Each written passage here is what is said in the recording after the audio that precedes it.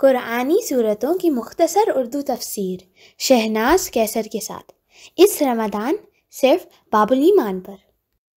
السلام علیکم رحمۃ اللہ وبرکاتہ۔ الحمدللہ، اب ہم سورہ انعام شروع کر رہے ہیں۔ اللہ سے دعا قبول کرے۔ نحمدہ ونصلی علی رسولہ الکریم، اما بعد، فاعوذ باللہ من الشیطان الرجیم، بسم اللہ الرحمن الرحیم۔ رب اشرح لی صدری ویسر لی امری واحلل عقدۃ من لسانی یفقہوا قولی۔ رب زدنی علما، اللہم فقہنا فی الدین، اللہم فقہنا فی الدین، اللہم فقہنا فی الدین۔ شروع اللہ کے نام سے جو بے انتہا مہربان رحم فرمانے والا ہے۔ سب تعریف اللہ کے لیے ہے جس نے زمین اور آسمان بنائے، روشنی اور تاریکیاں پیدا کی۔ پھر بھی وہ لوگ جنہوں نے دعوت حق کو ماننے سے انکار کیا، دوسروں کو اپنے رب کا ہمسر ٹھہرا رہے ہیں۔ یہ وہی ہے جس نے تم کو مٹی سے پیدا کیا، پھر تمہارے لیے زندگی کی ایک مدت مقرر کر دی ہے، دوسری مدت اور بھی ہے جو اس کے ہاں طے شدہ ہے، یعنی قیامت کی گھڑی۔ مگر تم لوگوں کے شک میں پڑے ہوئے ہو۔ وہی ہے خدا آسمانوں میں بھی اور زمین میں بھی، تمہارے کھلے چھپے دل سب چیزوں کا حال جانتا ہے۔ جو برائی بھلائی تم کماتے ہو اس کو بہت اچھی طرح معلوم ہے۔ لوگوں کا حال یہ ہے کہ ان کے رب کی نشانی میں سے کوئی نشانی ایسی نہیں جو ان کے سامنے آئی اور انہوں نے اس سے منہ نہ موڑا ہو۔ چنانچہ اب جو حق ان کے پاس آیا تو اسے بھی ان ظالموں نے جھٹلا دیا۔ اچھا، جس چیز کا وہ اب تک مذاق اڑاتے رہے ہیں، ان قریب اس کے متعلق کچھ خبریں آ پہنچیں گی۔ کیا انہوں نے نہیں دیکھا کہ ان سے پہلے کتنی ہی قوموں کو ہم ہلاک کر چکے ہیں جن کا اپنے اپنے زمانے میں دور دورہ رہا ہے؟ ان کو ہم نے زمین میں وہ اختیار بخشا تھا جو تمہیں نہیں بخشا۔ ان پر ہم نے آسمان سے خوب بارشیں برسائی تھیں، ان کے نیچے نہریں بہا دی تھیں، مگر جب انہوں نے کفران نعمت کیا تو آخرکار ہم نے ان کو گناہوں کی پاداش میں تباہ و برباد کیا اور ان کی جگہ دوسری قوموں کو اٹھا لیا۔ یہ اللہ کا قانون ہے کہ جب ہم گناہ حد سے زیادہ بڑھ جاتے ہیں، اللہ تعالیٰ ان قوموں کو نیست و نابود کر دیتا ہے۔ اے پیغمبر، اگر ہم تمہارے اوپر کوئی کاغذ میں لکھی لکھائی کتاب بھی اتار دیتے اور لوگ اسے اپنے ہاتھوں سے چھو کر بھی دیکھ لیتے، تب بھی جنہوں نے حق کا انکار کیا وہ یہی کہتے کہ یہ تو جادو ہے۔ کہتے ہیں کہ اس نبی پر کوئی فرشتہ کیوں نہیں اتارا گیا، اور اگر ہم نے کہیں فرشتہ اتار دیا ہوتا تو اب تک کبھی کا فیصلہ ہو چکا ہوتا، پھر انہیں کوئی مہلت نہ دی جاتی۔ یعنی کہ فرشتہ تو صرف اسی وقت اترے گا نا جب ہمارا وقت آخر ہوگا، اور ظاہر ہے اس وقت جو قرآن کی وحی نازل ہوا کرتی تھی وہ کوئی کتاب کی شکل میں تو تھی نہیں۔ آپ صلی اللہ علیہ وسلم پر جس طریقے سے وحی آتی تھی اس کے بھی 2-3 طریقے تھے جن سے آپ صلی اللہ علیہ وسلم جب اس کے متعلق پڑھتے تھے ان لوگوں کو یقین نہیں آتا تھا۔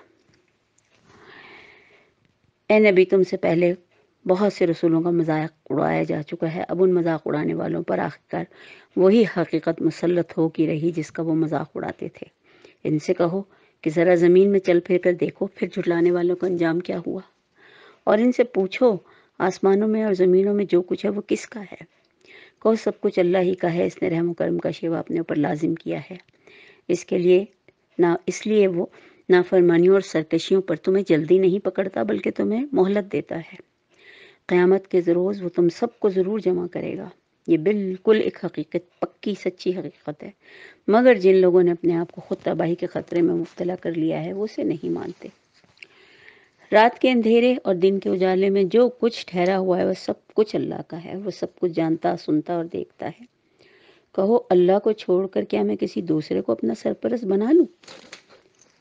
اس خدا کو چھوڑ کر جو زمین اور آسمان کا خالق ہے، جو روزی دیتا ہے روزی لیتا نہیں ہے۔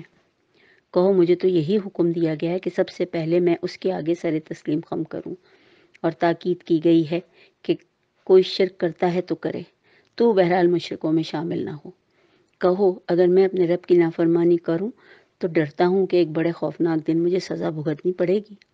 اس دن جو سزا سے بچ گیا اس نے گویا کہ بہت بڑی کامیابی حاصل کی اور اس پر اللہ نے بہت رحم کیا، اور یہی نمایاں کامیابی ہے۔ اگر اللہ تمہیں کسی قسم کا نقصان پہنچائے تو اس کی دوا کوئی نہیں جو تمہیں اس نقصان سے بچا سکے، اور اگر وہ تمہیں کسی بھلائی سے بہرہ مند کرے تو وہ ہر چیز پر قادر ہے، وہ اپنے بندوں پر کامل اختیار رکھتا ہے۔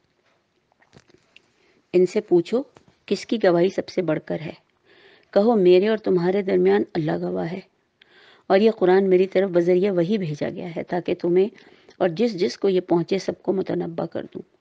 کیا واقعی تم لوگ یہ شہادت دے سکتے ہو کہ اللہ کے ساتھ دوسرے خدا بھی ہیں؟ کہو میں تو اس کی شہادت ہرگز نہیں دے سکتا، خدا تو وہی ایک ہے اور میں اس شرک سے قطعی بیزار ہوں جس میں تم سب مبتلا ہو۔ جن لوگوں کو ہم نے کتاب دی وہ اس بات کو اس طرح غیر مشتبہ طور پر پہچانتے ہیں جیسے کہ وہ اپنے بیٹوں کو پہچانتے ہیں۔ اصل میں ان لوگوں کا مسئلہ یہ تھا کہ انہیں ہر چیز کا معلوم تھا، آپ صلی اللہ علیہ وسلم کی آمد کا بھی، کتاب کا بھی، لیکن ضد بازی میں وہ اس چیز کو مانتے نہیں تھے۔ لہٰذا اسی لیے اللہ تعالیٰ فرماتا ہے کہ یہ اس کتاب کو ایسے جانتے ہیں جیسے کہ اپنے بیٹوں کو جانتے ہیں۔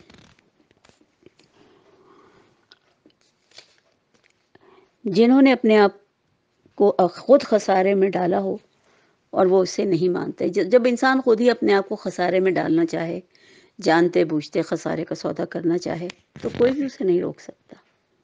اور اس شخص سے بڑھ کر ظالم کون ہوگا جو اللہ پر جھوٹا بہتان لگائے یا اللہ کی نشانیوں کو جھٹلائے۔ یقیناً ایسے ظالم لوگ فلاح نہیں پاتے۔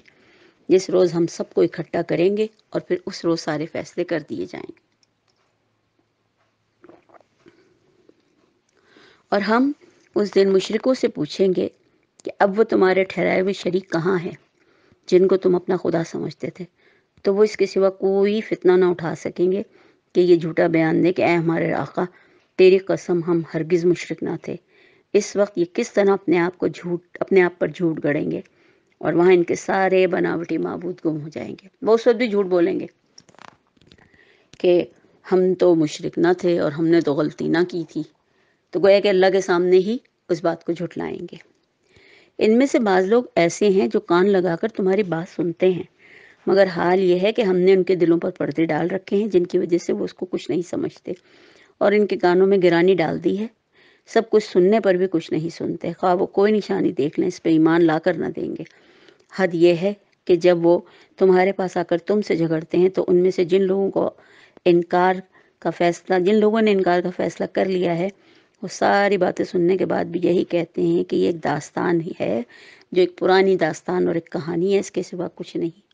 وہ اس امر حق کو قبول کرنے سے لوگوں کو روکتے ہیں اور خود بھی اس سے دور بھاگتے ہیں، اور وہ سمجھتے ہیں کہ اس حرکت سے وہ تمہارا کچھ بگاڑ رہے ہیں، حالانکہ وہ تمہارا تو کیا بگاڑیں گے، دراصل اپنی ہی تباہی کا سامان کر رہے ہیں، مگر انہیں اس کا شعور نہیں۔ کاش تم اس وقت ان کی حالت دیکھ سکتے جب وہ دوزخ کے کنارے کھڑے ہوں گے، اور اس وقت وہ کہیں گے کاش کوئی صورت ایسی ہو کہ ہم دنیا میں پھر واپس چلے جائیں اور اپنی رب کی نشانیوں کو نہ جھٹلائیں اور ایمان لانے والوں میں شامل ہو جائیں۔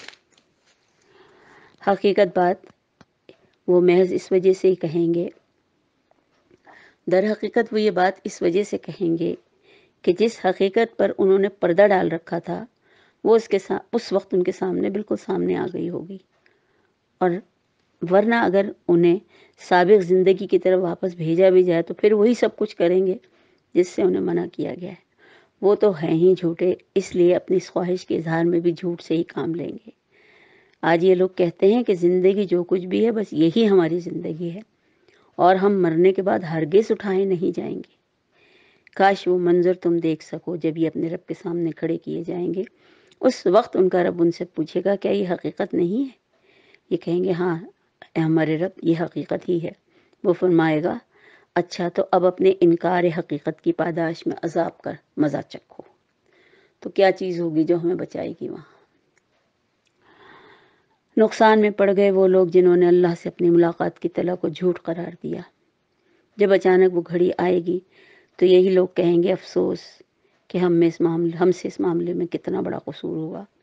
ان کا یہ حال ہوگا کہ اپنی پیٹھوں پر اپنے گناہوں کے بوجھ لادے ہوئے ہوں گے کہ دیکھو یہ کیسا برا بوجھ ہے جو یہ اٹھا رہے ہیں۔ دنیا کی زندگی تو ایک کھیل، ایک تماشا ہے جو وقتی طور پر ہم کھیل رہے ہیں، یہ گزر جائے گا۔ سانس بند ہوئی، کہانی ختم ہوئی۔ حقیقت میں آخرت ہی وہ مقام ہے جو ان لوگوں کے لیے بہتر ہے جو ضیاءکاری سے بچنا چاہتے ہیں۔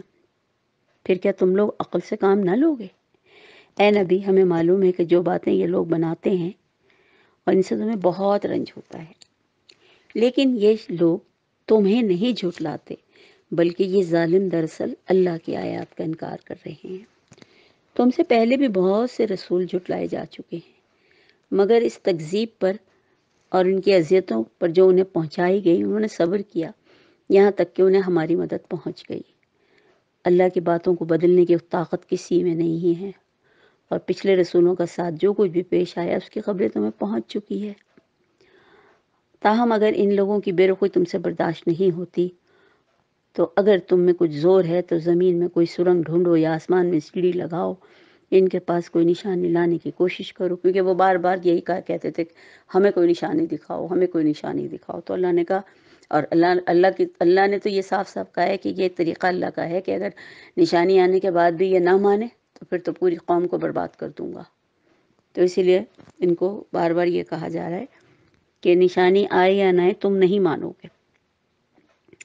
اگر اللہ چاہتا تو ان سب کو ہدایت پر جمع کر سکتا تھا، لہٰذا نادان مت بنو۔ دعوت حق پر لبیک وہی لوگ کہتے ہیں جو سننے والے ہیں۔ رہے مردے تو انہیں تو اللہ بس قبروں میں سے ہی اٹھائے گا، پھر وہ اس کی عدالت میں پیش ہونے کے لیے واپس لائے جائیں گے۔ یہ لوگ کہتے ہیں کہ اس نبی پر اس کے رب کی طرف سے کوئی نشانی کیوں نہیں اتاری گئی؟ کہو نشانی اتارنے کے لیے اللہ پوری قدرت رکھتا ہے، مگر ان میں سے اکثر لوگ نادانی میں مبتلا ہیں۔ زمین میں چلنے والے کسی جانور اور ہوا میں اڑنے والے پرندوں میں سے کسی کو دیکھ لو، یہ سب تمہاری ہی طرح کے انواع و اقسام کے ہیں۔ ہم نے ان کی تقدیر لکھنے میں کوئی کسر نہیں چھوڑی، پھر یہ سب اپنے رب کی طرف ہی سمٹے چلے جاتے ہیں، اور یہ اسی طرف سمیٹے بھی جائیں گے۔ مگر جو لوگ ہماری نشانیوں کو جھٹلاتے ہیں وہ بہرے اور گونگے ہیں اور تاریکیوں میں پڑے ہوئے ہیں۔ اللہ جسے چاہتا ہے بھٹکاتا ہے اور جسے چاہتا ہے سیدھے راستے پر لگا دیتا ہے۔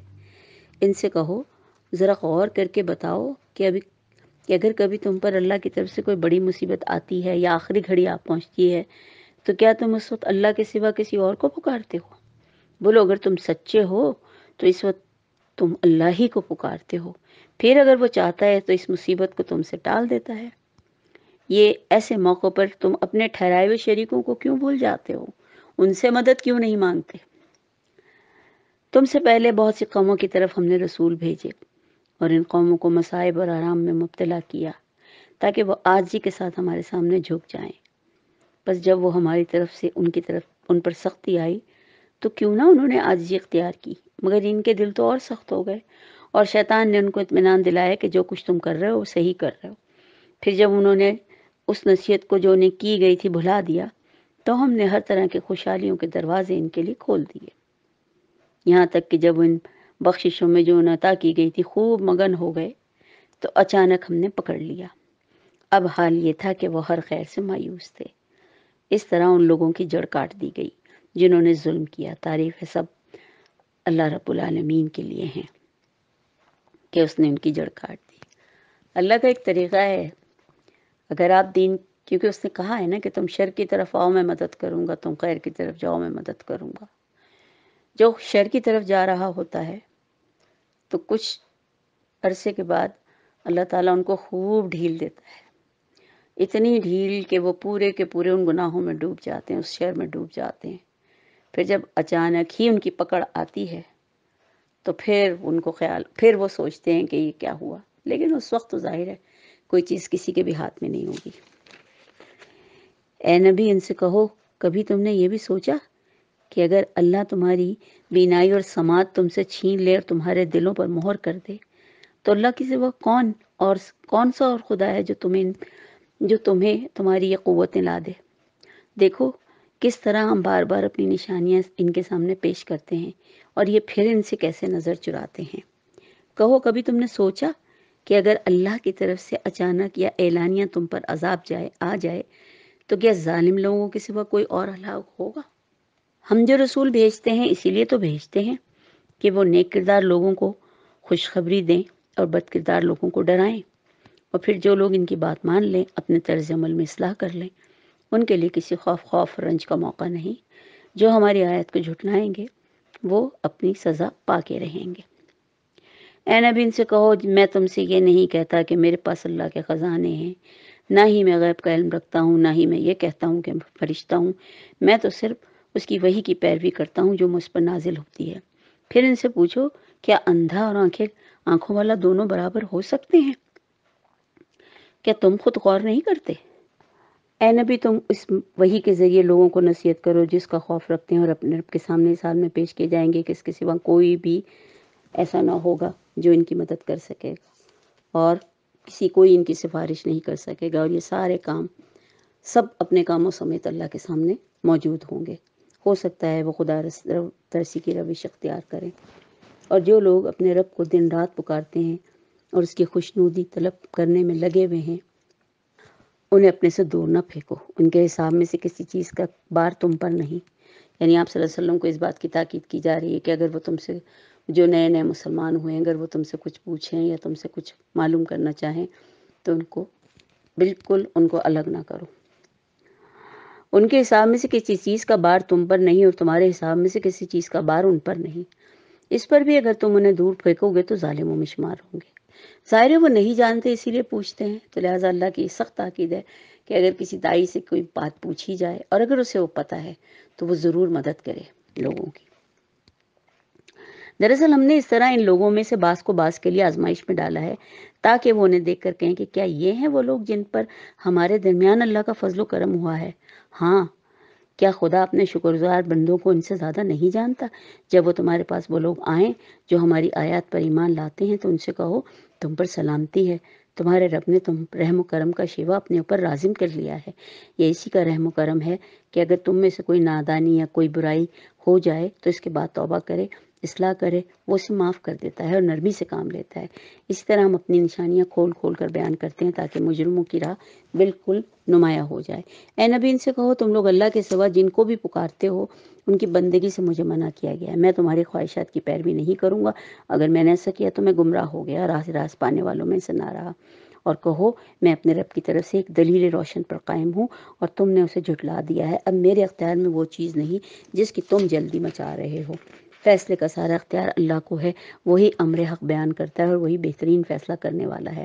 کہو اگر کہیں وہ چیز میرے اختیار میں ہوتی، کیونکہ یہ بار بار اہل مکہ عذاب کی بات کرتے تھے کہ عذاب لے آؤ، قیامت، وہ آپ صلی اللہ علیہ وسلم جب ڈراتے تھے تو یہ بات کرتے تھے وہ، تو یہ اسی کی تصدیق کے لیے اللہ کہہ رہا ہے کہ ان سے کہو کہ اگر وہ چیز میرے اختیار میں ہوتی جس کی تم جلدی مچا رہے ہو تو میرے اور تمہارے درمیان کبھی کا فیصلہ ہو چکا تھا، مگر اللہ زیادہ بہتر جانتا ہے کہ ظالموں کے ساتھ کیا معاملہ کیا جانا چاہیے۔ اسی کے بعد غیب کی کنجیاں ہیں جنہیں اس کے سوا کوئی نہیں جانتا۔ بحر و بر میں جو کچھ ہے وہ سب چیزوں سے واقف ہے۔ درخت سے کوئی پتا اگر گرتا ہے تو ایسا نہیں ہو سکتا کہ اس کا علم اسے نہ ہو۔ زمین کے تاریک پردوں میں کوئی دانہ ایسا نہیں جس سے وہ باخبر نہ ہو۔ خشک و تر سب کچھ ایک کھلی کتاب میں لکھا ہوا ہے۔ وہی ہے جو رات کو تمہاری روحیں قبض کرتا ہے اور دن کو تم جو کچھ کرتے ہو اسے جانتا ہے، پھر دوسرے روز وہ تمہیں اسی کاروبار کے عالم میں واپس بھیج دیتا ہے تاکہ زندگی کی مقررہ مدت پوری کر لو، اور آخرکار اسی کی طرف تمہاری واپسی ہے۔ پھر وہ تمہیں بتا دے گا کہ تم کیا کرتے رہے۔ اپنے بندوں پر وہ پوری قدرت رکھتا ہے اور تم پر نگرانی کرنے والے مقرر بھیجتا ہے یہاں تک کہ جب وہ تم میں سے کسی کی موت کا وقت آ جاتا ہے تو اس کے بھیجے ہوئے فرشتے اس کی جان نکال لیتے ہیں اور اپنا فرض انجام دینے میں وہ ذرا بھی کوتاہی نہیں کرتے۔ پھر سب کے سب اللہ اپنے حقیقی کی طرف واپس لائے جاتے ہیں۔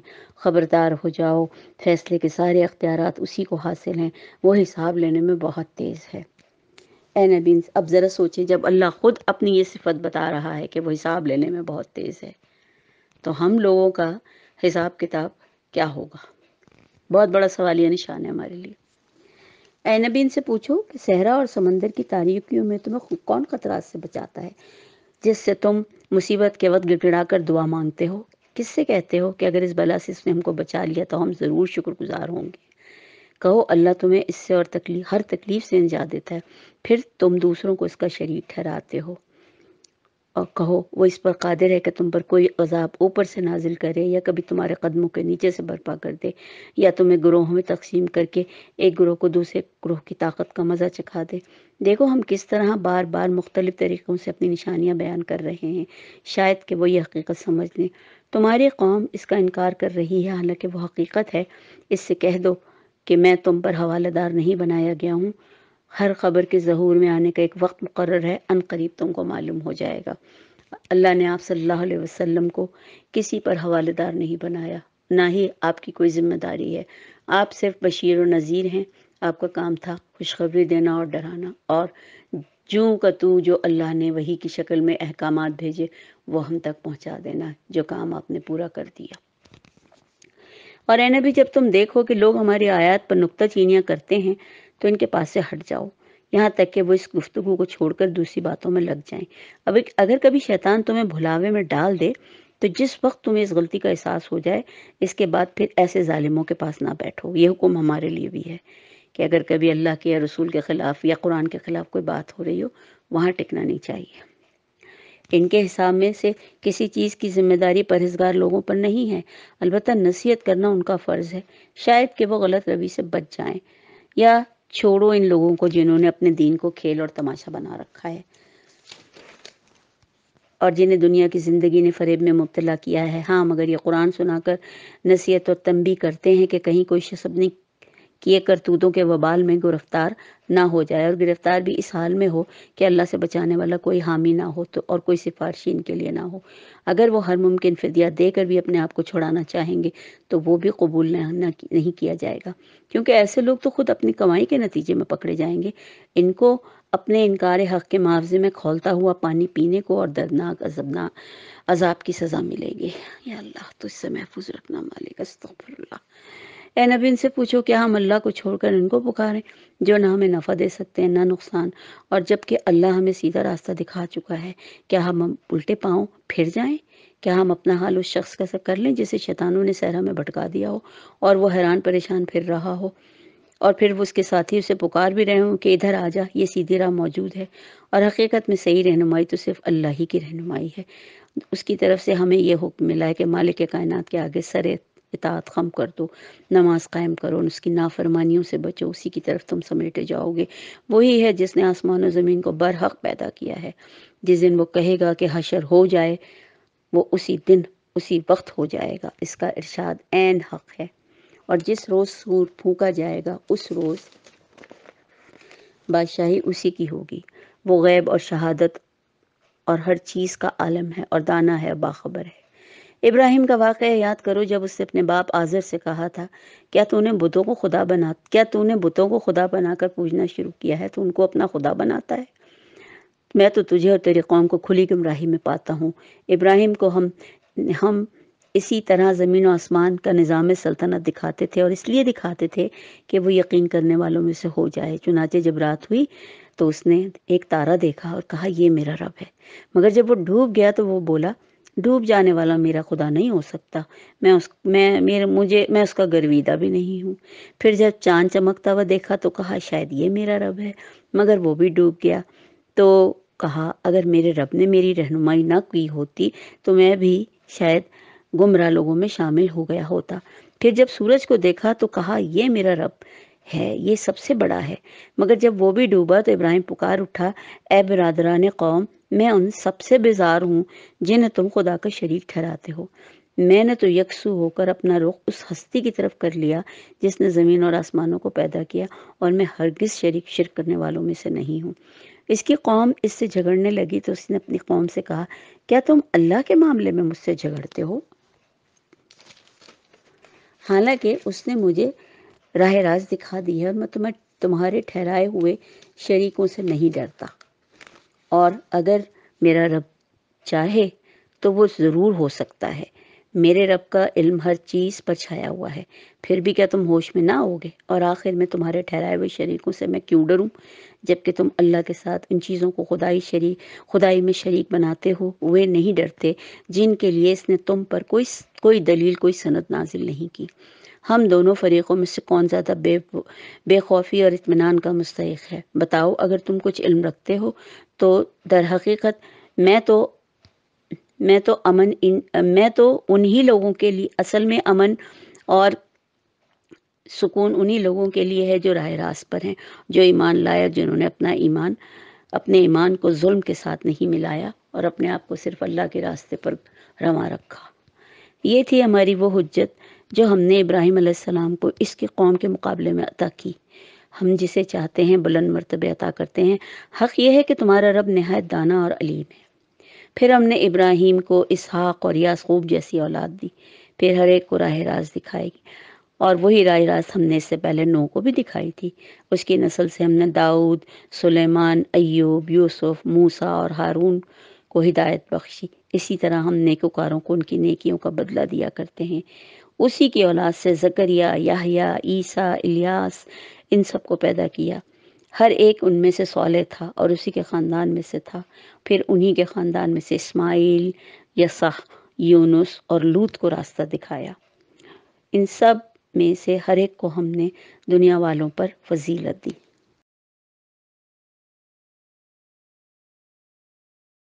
نیز ان کے آباء و اجداد، ان کی اولاد، ان کے بھائی بندوں میں سے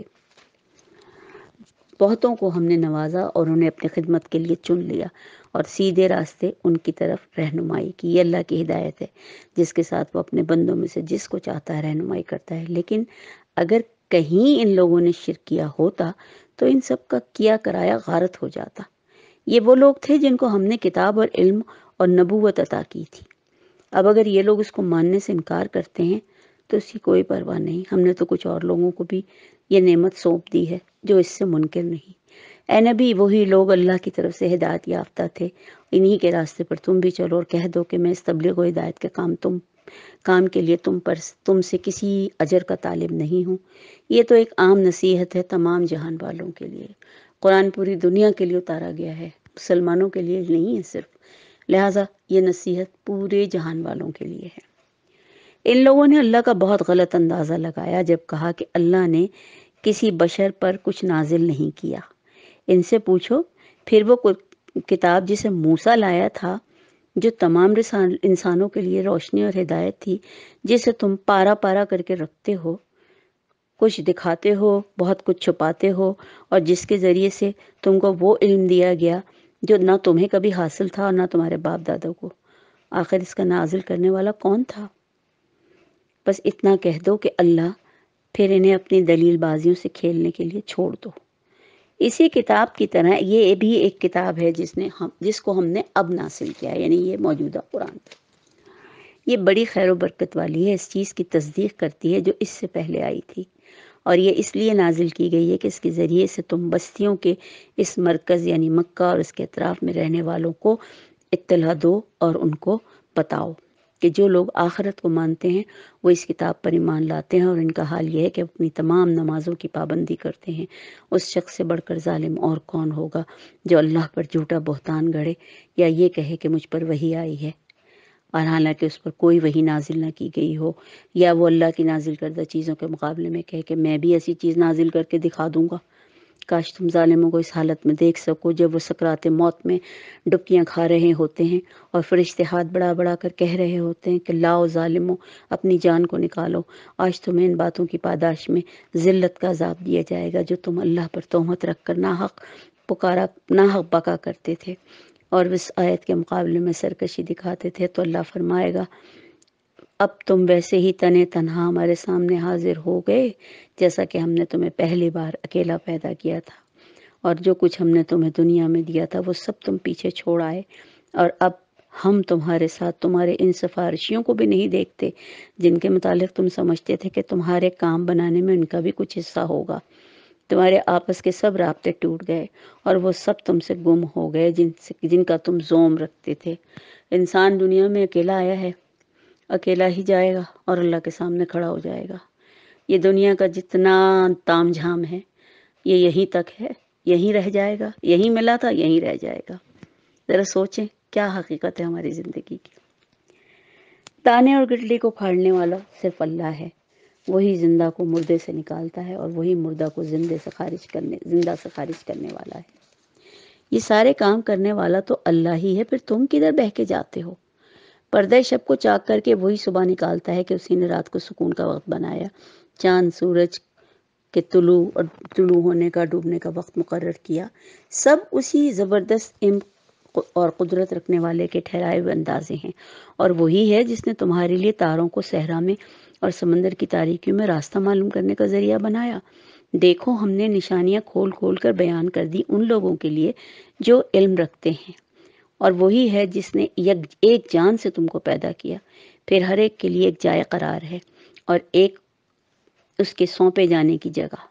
جائے قرار وہ ماں کا پیٹ یا ماں جب ہم دنیا میں آنے سے پہلے ماں کے رحم میں ہوتے ہیں، اور سونپے جانے کی جگہ ہماری قبر، جہاں ہم نے اس دنیا سے جب ہم یہاں سے روانہ ہوں گے تو قیامت تک کے انتظار کے لیے ہمیں وہاں انتظار کرنا ہے۔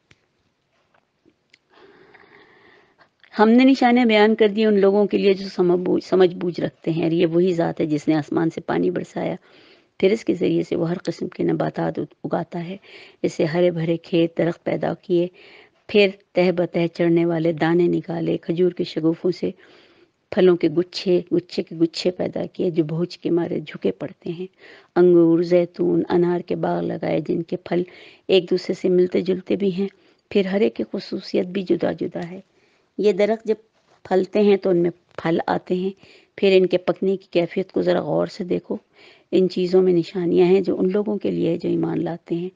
اس پر بھی لوگوں نے جنوں کو اللہ کا شریک ٹھہرا دیا، حالانکہ وہ ان کا خالق ہے، اور بے جانے بوجھے اس کے بیٹے اور بیٹیاں تصنیف کر دی۔